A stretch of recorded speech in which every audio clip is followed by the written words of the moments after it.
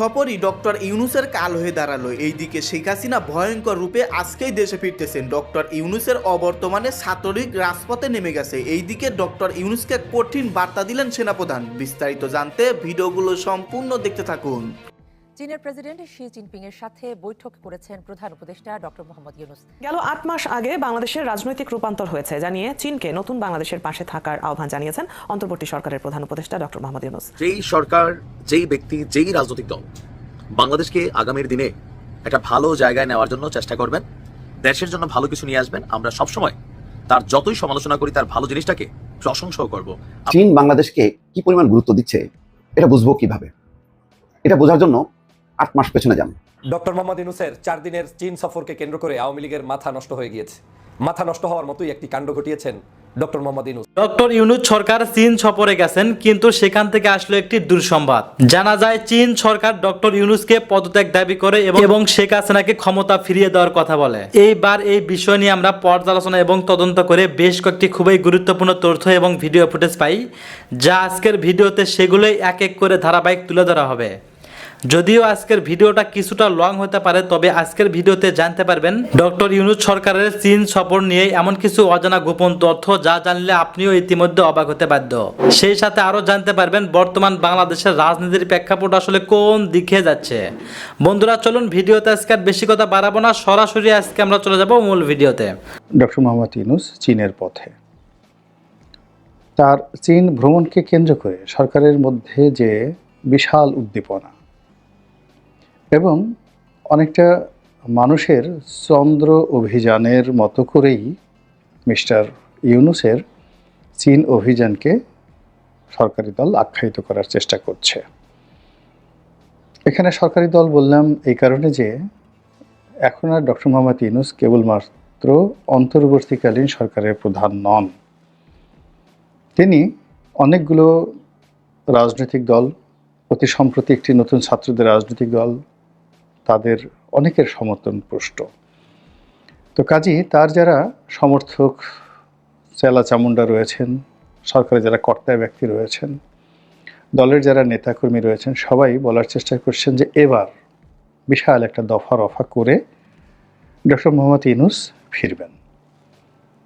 তার চীন যাওয়ার আগে আমরা জেনেছিলাম যে চীনের প্রেসিডেন্টের পক্ষ থেকে বিশেষ একটি বিমান, চার্টার প্লেন, স্পেশাল প্লেন বাংলাদেশে আসবে এবং সেটা চীনের যে সেনাবাহিনীর বিমান হতে পারে কিংবা প্রেসিডেন্টের রাজকীয় যে বিমানবহর রয়েছে সেই বিমানবহরের যে কোনো একটি এয়ারক্রাফট হতে পারে। কিন্তু দেখলাম যে না, চায়না সাউদার্ন এয়ারলাইন্স যারা বাংলাদেশের সঙ্গে নিয়মিত ফ্লাইট পরিচালনা করে, এরকম একটি বিশেষ ফ্লাইটে তিনি সেখানে যাচ্ছেন এবং তিনি তার মতো করে যাচ্ছেন। এইগুলো এক, যেটি আমার একটা ধারণা ছিল যে একটা রাজকীয় চাইনিজ রাজকীয় 747 জাম্বো জেট টাইপের কিছু একটা বিমান এয়ারপোর্টে আসবে এবং সারা এয়ারপোর্ট কেঁপে যাবে। এর কারণ হলো এই মুহূর্তে ডক্টর মোহাম্মদ ইউনূস চীনের কাছে যতটা গুরুত্বপূর্ণ বিবেচিত হতে পারেন বা যেভাবে তার দলের লোকজন বা তার সরকারের লোকজন যেভাবে প্রচার করছে, তাতে করে এরকম একটা চার্টার্ড প্লেন আসাই উচিত ছিল।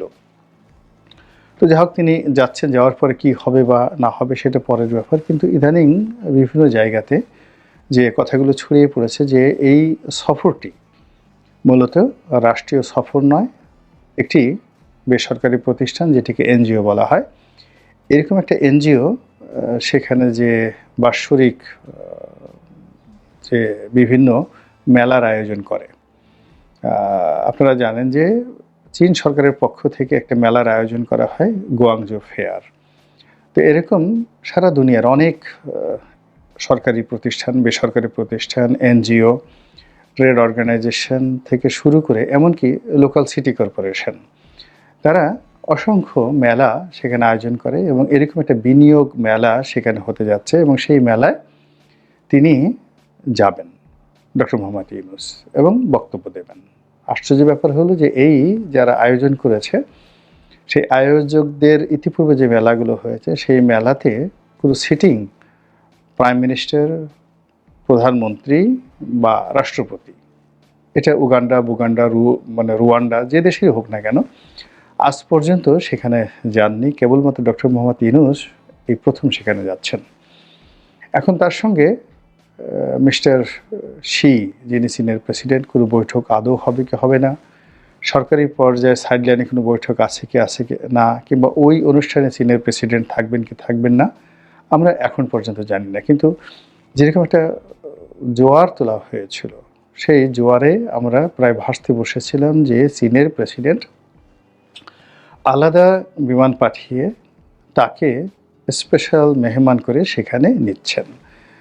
এবং এই কথা শোনার পর আমরা যারা সাধারণ চিন্তার মানুষ, আমরা খুব ভয় পেয়ে গিয়েছিলাম যে এইবার না জানি কি একটা ঘটে যায় বাংলাদেশে। এর কারণ হলো, চীন যদি বাংলাদেশের ব্যাপারে সত্যিকার অর্থে খুব বেশি মাথা ঘামায় এবং সেই মাথা ঘামানোর পরিণতিতে যদি ভারত এবং আমেরিকা খুব রেগে যায়, তাহলে ওই পরিস্থিতি সামাল দেওয়ার মতো পরিবেশ এবং পরিস্থিতি বাংলাদেশের নেই। দ্বিতীয়ত, ডক্টর মোহাম্মদ ইউনূস তিনি বেশ বয়স্ক মানুষ। আমরা দেখলাম যে 26শে মার্চ তারিখে তিনি যে জাতীয় স্মৃতিসৌধে এসেছেন, তো মানুষের সাথে হ্যান্ডশেক করতে তার খুব কষ্ট হচ্ছিল। এবং তিনি যখন বেদিতে উঠছিলেন, মূল বেদিতে উঠছিলেন, তখন কেউ একজন পাশের থেকে তার হাত ধরে, হাত না ঠিক আমরা যেটিকে বলা হয় কনুইয়ের উপরের অংশ, যেটাকে আমরা ডানা বলি, ডানা আঞ্চলিক ভাষায় ড্যানা বলি, তো সেই ড্যানা ধরে তাকে উপরে তোলা হচ্ছিল। তিনি এতটাই চলাফেরা করতে গিয়ে মিস্টার জো বাইডেনের যে ধরনের অবস্থা হতো, তার চেয়েও খারাপ অবস্থা তার এখন হয়ে গিয়েছে। এখন এই অবস্থাতে চীন বা চীনের প্রেসিডেন্ট তার সঙ্গে কোনো সাক্ষাৎকার করবেন বা তার সঙ্গে কোনো চুক্তি করবেন, তার সঙ্গে তিস্তা প্রকল্প নিয়ে কথা বলবেন, এটি আমার কাছে মনে হচ্ছে না। ভারত যেভাবে অপেক্ষা করছে যে একটি নিয়মতান্ত্রিক গণতান্ত্রিক সরকার বিধি ব্যবস্থা আসুক এবং তারা একই সঙ্গে আমলাতন্ত্রের সঙ্গে, মিলিটারি ব্যুরোক্রেসির সঙ্গে এবং ডক্টর মোহাম্মদ ইউনূস এবং তার সরকারের কর্তা ব্যক্তির সঙ্গে সমান্তরাল ডে টু ডে অর্থাৎ দৈনন্দিন যোগাযোগ রক্ষা করছে। কিন্তু দীর্ঘমেয়াদে কোনো প্রকল্প নেওয়া, বিনিয়োগ করা কিংবা জরুরি কোনো সিদ্ধান্ত নেওয়া, এরকম কোনো কাজ ভারত বা পৃথিবীর অন্য কোনো দেশ এখন পর্যন্ত শুরু করেনি। তো সেই ক্ষেত্রে ডক্টর মোহাম্মদ ইউনূসকে নিয়ে চীনের যে জামাই আদরের কথা আমরা এতকাল শুনেছিলাম, সেটি নিয়ে যারা ভয় পেয়েছিলাম, তারা আজকের এই দিনটিতে উনি যখন গেলেন, ওনার সেই যাওয়ার ধরন, প্রকৃতি ইত্যাদি দেখেই মনে হলো যে তিনি যাচ্ছেন খুব সাধারণ একটা অর্ডিনারি কাজেই সেখানে যাচ্ছেন। এমনি তার ভ্রমণ ফোবিয়া রয়েছে। ভ্রমণ ফোবিয়া ঠিক বলা হয় না, এটাকে ভ্রমণ ম্যানিয়া বলা যেতে পারে। আমার রয়েছে ভ্রমণ ফোবিয়া। যে কোনো বাস গাড়িতে উঠলে বা প্লেনে উঠলে আমার খুব ভয় লাগে এবং ভীষণ রকম অস্বস্তি বোধ করি। যত বিজনেস ক্লাস, ফার্স্ট ক্লাসটি দেওয়া হোক না কেন, প্লেনে ওঠার সঙ্গে সঙ্গে আমার বমি চলে আসে। কিন্তু কিছু মানুষ রয়েছে যাদের ম্যানিয়া রয়েছে, অর্থাৎ তারা প্লেনের গন্ধ না শুকলে, এয়ারপোর্টে দিয়ে না হাঁটলে, ইমিগ্রেশন ক্রস না করলে তাদের ভালো লাগে না। তো ডক্টর মোহাম্মদ ইউনূস, তারপর আমাদের ডক্টর দীপুমণি, এমনকি আমাদের সাবেক প্রধানমন্ত্রী শেখ হাসিনা, তাদের এই ভ্রমণ ম্যানিয়াটা ছিল। কিছুদিন পর পর তারা বিদেশে না গেলে তাদের ভালো লাগে না। আর ডক্টর মোহাম্মদ ইউনূসের আরও একটি ম্যানিয়া রয়েছে, সেটি হলো তিনি বিদেশিদের সঙ্গে কথা বলতে খুবই পছন্দ করেন। বড় ডায়াস পেলে তিনি মোটিভেশনাল স্পেস দিতে খুবই স্বাচ্ছন্দ্য অনুভব করেন এবং বিদেশের মাটিতে হলে তো কোনো কথাই নেই। তো সেক্ষেত্রে চীনে এরকম একটা সুযোগ তিনি পেয়েছেন, সেটা গ্রহণ করেছেন সঙ্গত কারণেই। আর বাংলাদেশে এখন যে অবস্থা হয়েছে, সেটা হলো ডক্টর মোহাম্মদ ইউনূসকে নিয়ে খুব সিরিয়াসলি কেউ কোনো চিন্তাভাবনা করছেন বা তাকে ওইভাবে কেউ কাউন্ট করছেন এরকম মনে হচ্ছে না। এমনকি যে ছাত্র সংগঠন যারা আছেন, তারা এখন কথায় কথায় ডক্টর মোহাম্মদ ইউনূসকে সমালোচনা করার চেষ্টা করছেন, কিংবা যে সকল উপদেষ্টারা একসময় তাকে খুব তোয়াজ এবং তদবির করতেন, তারাও অনেকটা নির্লিপ্ত হয়ে গেছেন, অনেকে স্টপ হয়ে গেছেন, অনেকে অনেকটা ড্যাম কেয়ার ভাবে যতদিন আছে ততদিন কাজ করতে হবে বা কাজ করব না, এভাবে তারা তাদের মতো চলছে।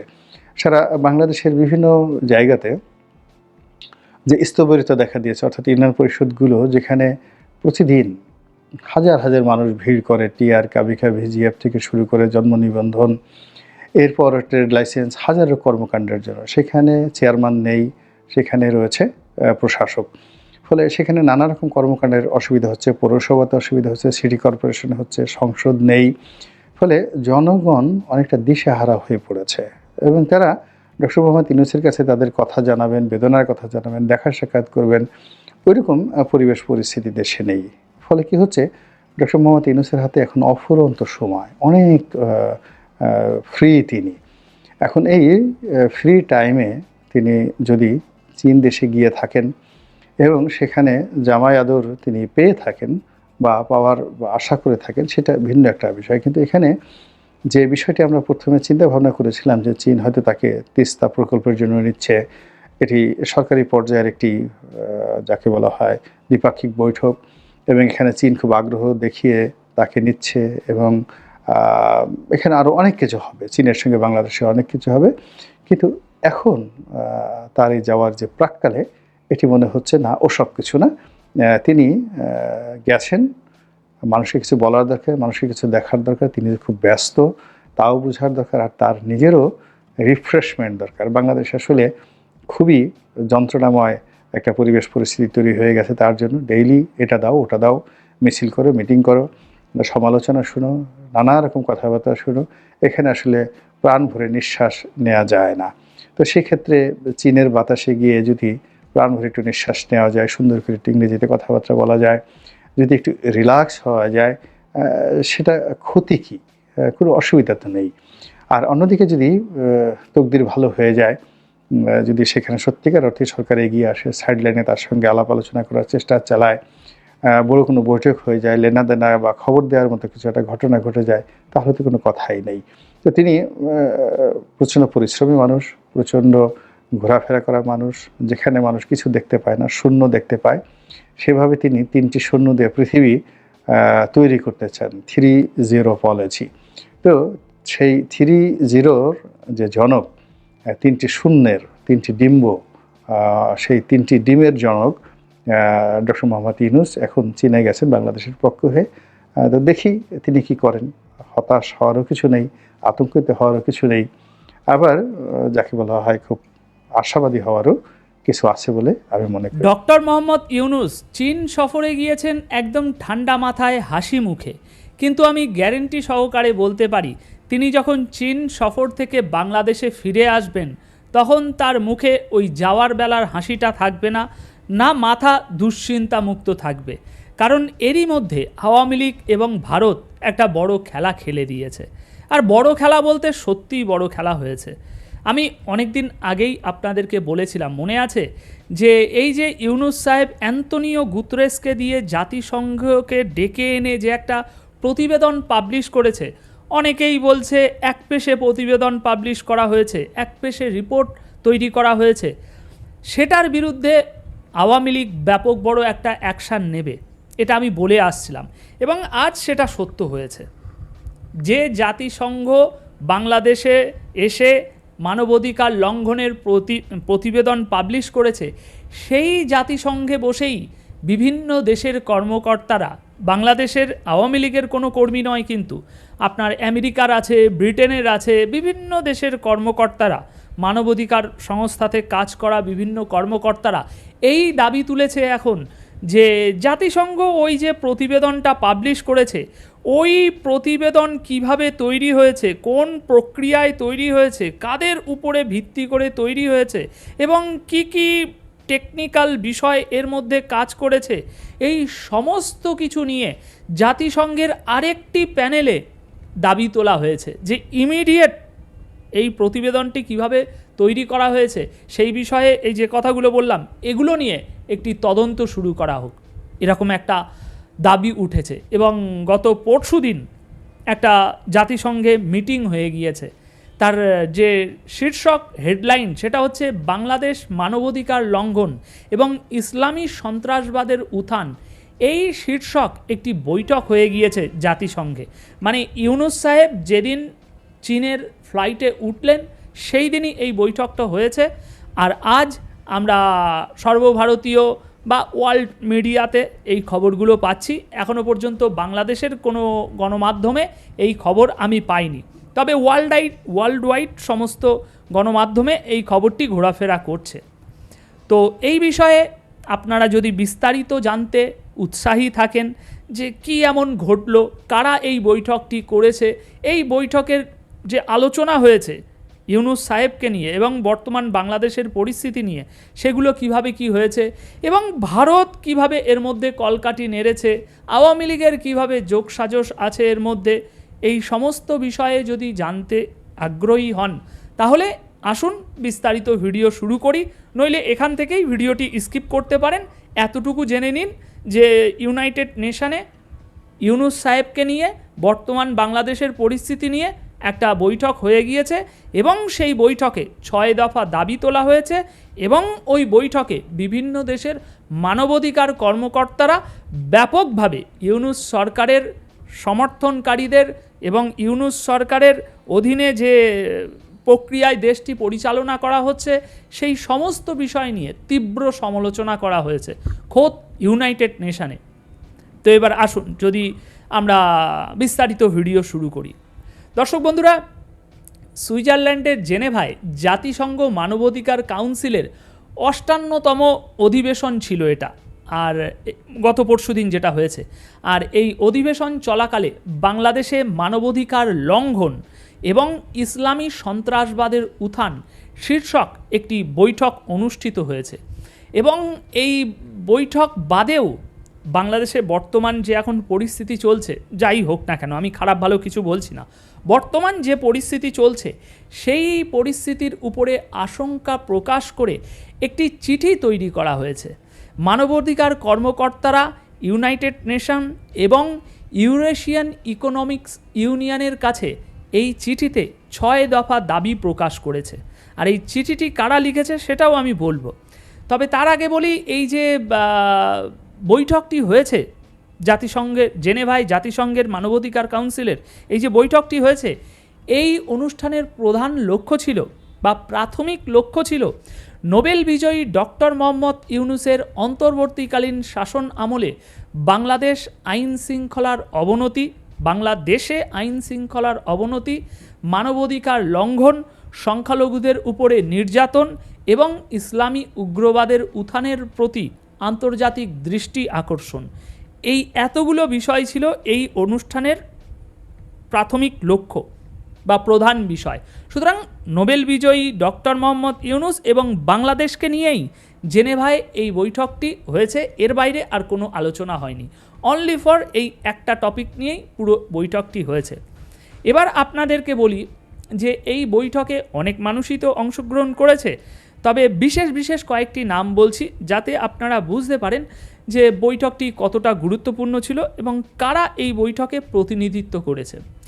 বন্ধুরা, মানবাধিকার কাউন্সিলের এই যে সাইডলাইন বৈঠক হয়েছে, এই সাইডলাইন বৈঠকে যোগ দিয়েছেন এবং এই প্যানেলে যে বক্তারা ছিলেন তাদের মধ্যে অন্যতম হচ্ছে ব্রিটেনের প্রাক্তন এমপি পল ব্রিস্টো, মিসেস সাহার জান্দ, ব্রিটিশ ইরানি টেলিভিশন এবং রেডিও উপস্থাপক, ডক্টর রায়হান রাশিদ, অক্সফোর্ড ম্যাট্রিক্সের অ্যাডভোকেট এবং আইনি পরামর্শদাতা। এছাড়াও বিভিন্ন দেশের আইনজীবী এবং মানবাধিকার কর্মীরাও এই প্যানেলের বক্তা এবং অনুষ্ঠানে উপস্থিত ছিল। এবার চিঠিতে কি লেখা হয়েছে, অনুষ্ঠানে কে কী বক্তব্য দিয়েছে, তার আগে আমরা একটু জেনে নিই যে ভারত এই যে ঘটনাটি ঘটেছে এটাতে কিভাবে কৌশলগত ফায়দা তুলছে। এখন এই যা বৈঠকটি হয়েছে এখানে তো প্রত্যক্ষভাবে ভারত এবং আওয়ামী লীগের যোগসাজশ আছে, এটা তো আমরা আর কেউ বুঝতে পারছি না তা তো না, কিন্তু সরাসরি কিন্তু কারোর নাম নেই। ভারত যে কাজটি করছে সেটা হচ্ছে এই পুরো যে আওয়ামী লীগ যে এই পুরো বিষয়টি ঘটিয়েছে সেই ঘটানোর বিষয়টি জোরসোরে পৃথিবীর একটি বৃহৎ গণতান্ত্রিক দেশ প্রচার করে বেড়াচ্ছে। বন্ধুরা, জেনেভায় আয়োজিত ইউনাইটেড নেশনস মানবাধিকার কাউন্সিলের এই 55তম সাইডলাইন বৈঠকের কথা তুলে ধরছে ভারত সারা বিশ্বের সামনে, যার বিষয় হচ্ছে বাংলাদেশ মানবাধিকার লঙ্ঘন এবং ইসলামী চরমপন্থার উত্থান। এই টাইটেলটাকে এখন ভারত সারা বিশ্বের সামনে উপস্থাপন করছে এবং দেখাচ্ছে যে দেখুন জাতিসংঘে এরকম এই একটা টাইটেলের উপরে একটা বৈঠক হয়েছে, সুতরাং বুঝুন কী অবস্থা বাংলাদেশের। এবং বাংলাদেশের রাজনৈতিক হিংসা এবং বর্তমান মৌলবাদের বাড়বাড়ন্ত নিয়ে ইউরোপের বিভিন্ন মানবাধিকার সংস্থার শীর্ষ কর্তা এবং প্রাক্তন এমপিরা ইউনাইটেড নেশন মহাসচিবকে যে চিঠিটি পাঠিয়েছে, সেই চিঠিটিও এখন সারা বিশ্বের সামনে আনা হচ্ছে। আর ওই চিঠিতে 6 দফা দাবি আছে। এখনই বলবো আমি সেই দাবিতে কি কি আছে। মারাত্মক মারাত্মক সব দাবি আছে। তো সেই চিঠি এবং ইউনাইটেড নেশনে যে বৈঠকটি হয়েছে, এই দুটো বিষয় এখন ভারত সারা বিশ্বের সামনে উজাগর করছে যে দেখুন দেখুন দেখুন কি হয়েছে। তো এই হচ্ছে মোটামুটি একটা বিষয়। ভারত এইভাবে বিষয়টাকে কৌশলগতভাবে নিজেদের আয়ত্তে আনছে এবং সামনে যে বিমস্টেক সম্মেলন আছে সেখানে একটা কৌশলগত ফায়দা তোলার চেষ্টা হচ্ছে।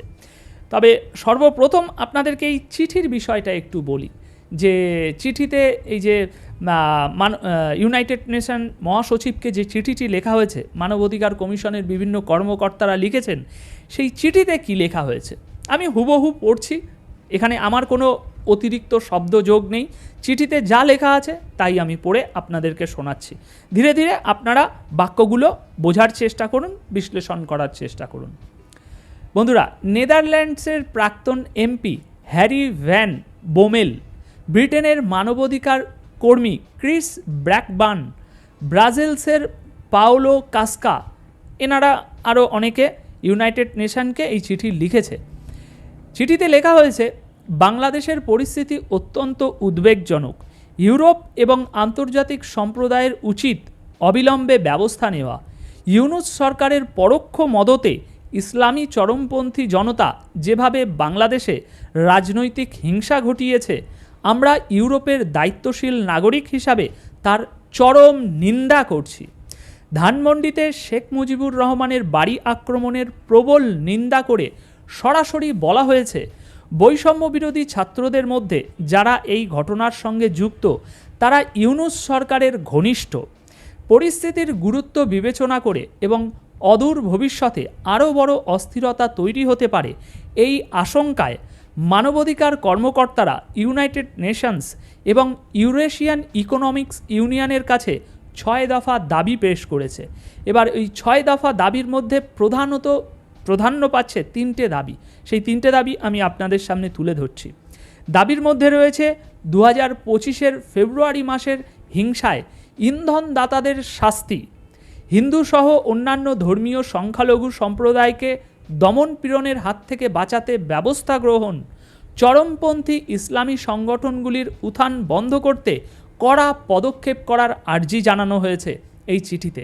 আরও 3টে বিষয় আছে, সেগুলো অত গুরুত্বপূর্ণ না, তাই আপনাদের সময় নষ্ট করলাম না।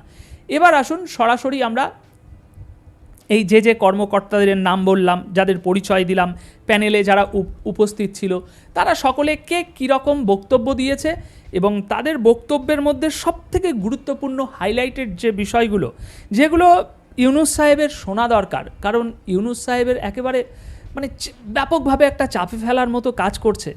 কারণ আপনি হয়তো বলতে পারেন যে ভাই ও ইউনাইটেড নেশনে কে কী বলেছে তাতে আমাদের ক্যাচ কলা এসে যায়।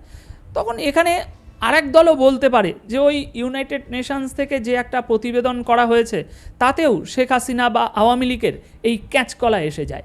সুতরাং শান্ত হয়ে বুঝুন, বিষয়টা অনেক গুরুতর। জাতিসংঘের মতো একটা জায়গায়, এটা ওই পাড়ার চায়ের দোকান না যে ইচ্ছে মতো যে সেই এসে আলোচনা করে যাবে। জাতিসংঘের মতো একটা জায়গায় সেখানে সাইডলাইনে একটি বৈঠক হচ্ছে, জাতিসংঘের জাতিসংঘের মহাসচিবকে 6 দফা দাবির একটি চিঠি পাঠানো হচ্ছে। সুতরাং বিষয় গম্ভীর, গুরুতর। এবার আসি আপনাদেরকে বক্তব্যের বিষয়ে। বেশ কয়েকটি বক্তব্য আমি তুলে এনেছি যেগুলো খুবই উদ্বেগজনক। দর্শক বন্ধুরা, এই যে প্যানেল ছিল, এই প্যানেলে একজন প্যানেলিস্ট বলছেন, বাংলাদেশের পরিস্থিতি সত্যি উদ্বেগজনক। আন্তর্জাতিক মিডিয়া বাংলাদেশে কি ঘটছে তা প্রচার করছে না। মনে হচ্ছে বিশ্ব চোখ বন্ধ করে আছে। তবে আমাদের এখন বাংলাদেশের দিকে মনোযোগ দেওয়া উচিত, কারণ আমার দৃষ্টিকোণ থেকে এটি আরেকটি আফগানিস্তান, ইরাক, ইরান বা অন্যান্য দেশে পরিণত হওয়ার দ্বার প্রান্তে রয়েছে, যেখানে উল্লেখযোগ্য অস্থিরতা দেখা দিয়েছে। এটি বিশ্বব্যাপী সচেতনতার জন্য একটি গুরুত্বপূর্ণ মুহূর্ত। এদিকে আরেকজন প্যানেলিস্ট বলছেন, আমি বাংলাদেশে সাম্প্রতিক সময়ে ঘটে যাওয়া ঘটনাগুলোর একটি স্বাধীন ও নিরপেক্ষ তদন্তের দাবি জানাচ্ছি। ওই প্রথমে যেটা বললাম যে ওই রিপোর্টের ব্যাপারটা, তিনি হচ্ছে এই নিরপেক্ষ তদন্তের দাবি জানাচ্ছি। আমি চাই জাতিসংঘের মানবাধিকার বিষয়ক হাই কমিশনারের দপ্তর, office of the United Nations high commissioner for human rights যে রিপোর্টটি প্রকাশ করেছে তার প্রক্রিয়া, সিদ্ধান্ত গ্রহণের পদ্ধতি এবং এই রিপোর্টের প্রভাব, বিশেষ করে এর নেটওয়ার্কের উপর কী প্রভাব পড়েছে তা নিয়ে একটি পূর্ণাঙ্গ অভ্যন্তরীণ পর্যালোচনা ও মূল্যায়ন করা হোক। সুতরাং কথা ঠিক আছে তো, কোনো ভেজাল নেই তো, যে ইউনাইটেড নেশনস যে প্রতিবেদন রিপোর্ট প্রকাশ করেছে সেই রিপোর্টের উপরে এখন সন্দেহ তৈরি হয়েছে খোদ ইউনাইটেড নেশনসের প্যানেলেই, এবং তারা একটি অভ্যন্তরীণ পূর্ণাঙ্গ পর্যালোচনা মূল্যায়ন করার সিদ্ধান্ত, মানে ওপর মহল থেকে নেওয়া হয়নি, যারা প্যানেলে আছে তারা সিদ্ধান্ত নেওয়ার কথা দাবি তুলেছে। এখন এটা কাদের দ্বারাই হচ্ছে, কে করাচ্ছে, সে বিষয়ে আমরা না গিয়ে ওগুলো আমাদের ভিতরে রাখি, কিন্তু ঘটনা কি হয়েছে সেগুলো আমরা একটু দেখছি। যে ঘটনা ভাই এই হয়ে গিয়েছে, ওই ইউনূস সাহেব জাতিসংঘকে দিয়ে যে খেলাটা খেলেছে, উল্টো আরেকটাও খেলা জাতিসংঘ নিয়ে শুরু হয়ে গিয়েছে। এখন দেখা যাক সামনে কি এগোয়। অন্যদিকে আরেকজন প্যানেলিস্ট বলছেন, আমরা বাংলাদেশে আরেকটি গণহত্যার ঝুঁকি নিতে পারি না। বিশেষ করে 5ই আগস্টের পর থেকে পরিস্থিতি যেভাবে উত্তপ্ত হয়ে উঠেছে তাতে স্বাধীনতার মূল্যবোধে বিশ্বাসী এবং 1971 সালের মুক্তিযুদ্ধের চেতনায় উদ্বুদ্ধ সকলের জন্য পরিবেশটি দিন দিন আরও বিপজ্জনক হয়ে উঠছে। এই ফ্যাসিবাদী উপাদানগুলির বিরুদ্ধে লড়াই করার জন্য আমাদের একত্রিত হতে হবে, তিনি জোর দিয়ে বলেছেন। এখানে দর্শক খুবই হাস্যকর বলবো নাকি মজার বিষয় বলবো বুঝতে পারছি না, যেখানে একদল মানুষ আজ সারা বাংলাদেশে একটাই গান গেয়ে যাচ্ছে, ফ্যাসিবাদ ফ্যাসিবাদ ফ্যাসিবাদ, ফ্যাসিবাদের দোসর ফ্যাসিবাদের দোসর আওয়ামী লীগ এবং শেখ হাসিনা। সেখানে সেই আজকের দিনে জাতিসংঘে বর্তমান রাষ্ট্র ক্ষমতায় যে ক্ষমতাটি রয়েছে, বর্তমান বাংলাদেশের রাষ্ট্র ক্ষমতায় এবং তাদের মদতপুষ্ট যে মানুষগুলো ঘোরাফেরা করছে তাদেরকে ফ্যাসিবাদী বলা হচ্ছে। বর্তমান রাষ্ট্র ক্ষমতায় থাকা সরকারকে ফ্যাসিবাদী বলা হচ্ছে জাতিসংঘের তরফ থেকে। এখন ওই দল যারা আওয়ামী লীগ, শেখ হাসিনা এবং আরেকটা যে দল আছে তাদেরকে ফ্যাসিবাদ বলছে, তারা যদি বলে ও জাতিসংঘ কি বলেছে তাতে আমাদের ক্যাঁচকলায় এসে যায়, ওসব আমরা মানি না। সেম গল্পটা অন্য উল্টো যে আরেকটা দল আছে সেদিক থেকেও তো হতে পারে, তাই না? তো বিষয়টা বুঝে নিতে হবে, যেটা সামান্য কিছু ঘটনা ঘটছে না। এছাড়াও এই অনুষ্ঠানটি বিচার বহির্ভূত হত্যাকাণ্ড, গুরুত্বপূর্ণ সব পয়েন্ট তুলে নিয়ে এসেছে দেখুন। বিচার বহির্ভূত হত্যাকাণ্ড এবং রাজনৈতিক ভিন্ন মতাবলম্বীদের গণহারে গ্রেপ্তারের ক্রমবর্ধমান প্রবণতার উপরে গভীর উদ্বেগ প্রকাশ করেছে। মানে যেভাবে এখন আওয়ামী লীগের নেতাকর্মীদেরকে ধরা হচ্ছে, যারা 7-এও নেই 5-এও নেই, নিরীহ নিরপরাধ, মানে আওয়ামী লীগ দেখলেই ধরে নেওয়া হচ্ছে, সেগুলোই এখানে তোলা হয়েছে। প্যানেলিস্টরা রাষ্ট্রীয় প্রতিষ্ঠানগুলোর ক্রমবর্ধমান সামরিকরণ নিয়ে সবচেয়ে গুরুতর আশঙ্কা প্রকাশ করেছেন। তাদের মতে সামরিক বাহিনীর তথাকথিত অস্ত্রায়ন এখন আর জাতীয় প্রতিরক্ষার জন্য নয়, বরং তা অভ্যন্তরীণ দমনপীড়নের হাতিয়ার হিসাবে ব্যবহৃত হচ্ছে। একদম 100 না, 110% খাঁটি কথা। এখানে কোনো ভেজাল নেই যে বর্তমানে সামরিক বাহিনীর অস্ত্র যেভাবে ব্যবহার হচ্ছে, বলা ভালো ব্যবহার করা হচ্ছে ইউনূস সরকারের দ্বারা, তাতে এখানে যে কথাটা বলা হচ্ছে তার সাথে কোনো অমিল নেই। এখন এই পরিস্থিতি দেশের ভিতরে আতঙ্ক ছড়াচ্ছে, কারণ সরকার রাজনৈতিক বিরোধিতা দমন, গণ আন্দোলন ঠেকানো এবং কর্তৃত্ববাদী শাসন টিকিয়ে রাখতে নিরাপত্তা বাহিনীকে ব্যবহার করেছে। পাশাপাশি ভিন্ন মতাবলম্বীদের ক্রমশ আইনি হয়রানি, মানহানির মামলা এবং জেল জুলুমের শিকার করানো হচ্ছে।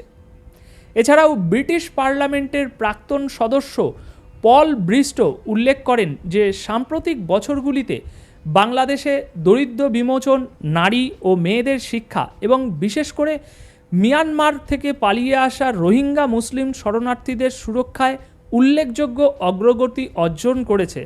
তবে তিনি আশঙ্কা প্রকাশ করেন দেশের নিরাপত্তা এবং মানবাধিকার পরিস্থিতির উন্নতি না হলে এই অর্জনগুলি স্থায়ী হবে না এবং তা মারাত্মকভাবে ক্ষতিগ্রস্ত হতে পারে। এখন অনুষ্ঠানে উপস্থিত সকল প্যানেলিস্ট সর্বসম্মতভাবে আন্তর্জাতিক মহলের আরও সক্রিয় ও দৃঢ় পদক্ষেপের আহ্বান জানিয়েছে। তারা সরকার, সুশীল সমাজ ও জাতিসংঘ সহ বৈশ্বিক প্রতিষ্ঠানগুলোর প্রতি আহ্বান জানান যেন বাংলাদেশে মানবাধিকার লঙ্ঘনের বিরুদ্ধে তারা দৃঢ় পদক্ষেপ নেয়। তারা জোর দিয়ে বলেছেন, গণতান্ত্রিক নীতির সুরক্ষা, অপরাধীদের জবাবদিহিতা নিশ্চিত করা, অন্যায়ের বিরুদ্ধে মুখ খোলা মানুষদের নিরাপত্তা প্রদান এবং রাজনৈতিক ভিন্ন মতাবলম্বী ও ধর্মীয় সংখ্যালঘুদের সুরক্ষা নিশ্চিত করা এখন সময়ের দাবি।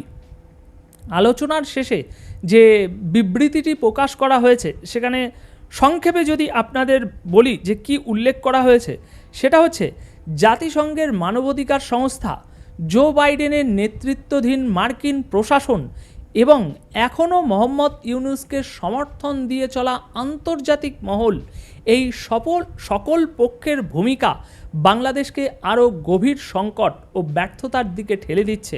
এটাই হচ্ছে মূল সারাংশ। জাতিসংঘের মানবাধিকার সংস্থা, জো বাইডেনের নেতৃত্বাধীন মার্কিন প্রশাসন এবং এখনও মোহাম্মদ ইউনূসকে যারা সমর্থন দিয়ে যাচ্ছে আন্তর্জাতিক মহল থেকে, তারা সকলেই বাংলাদেশকে দিনে দিনে আরও গভীর সংকটের দিকে ঠেলে দিচ্ছে, এমনটাই দাবি করা হচ্ছে ইউনাইটেড নেশনসের প্যানেলে।